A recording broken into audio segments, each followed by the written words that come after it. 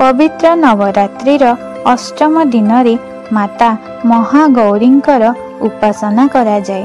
पौराणिक कथा अनुसार देवी पार्वतींकर शरीरर वर्ण कला हो जाइथिला, कारण से महादेव को प्राप्त करने पई हजार हजार वर्ष धरी कठोर तपस्या करथिले।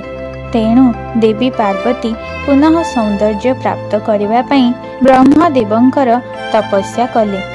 अनेक वर्ष तपस्या करिबा परे ब्रह्मदेव देवी पार्वतींकर तपस्या रे संतुष्ट हेले। ब्रह्मदेव देवी पार्वती को सौंदर्यमय रूप प्रदान कले।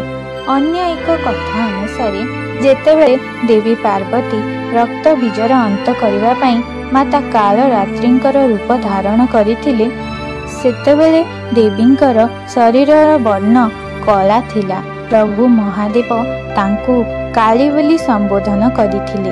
तेणु माता क्रोधान्वित होई तपस्या करने पई चलीगले। ब्रह्मदेवंकर तपस्या करिबा परे से संतुष्ट हेबारु तांको कथानुसार माता गंगा नदी रे स्नान कले। एही रूपरे मातांकर शरीरर वर्ण गोरा होइथिबारु तांको नाम हैला महागौरी। मातांकर एही रूप अत्यंत सुंदर। माता महागौरी को शंख एवं चंद्र सहित तुलना करा जाए। एही रूपरे मातांकर वाहन हेले धला वृषभ। माता महागौरी हस्तरे त्रिशूल एवं डंबरू धारण करती।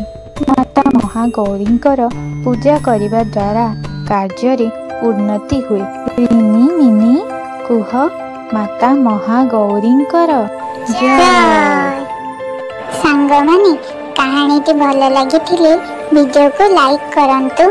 एमिति आहुरी भल भल कहानी देखिबा पई चैनल को सब्सक्राइब करंतु। आउ हां, बेल आइकन को प्रेस करने को भूलंतु नहीं। कहानी को पूरा देखिथिबारु धन्यवाद।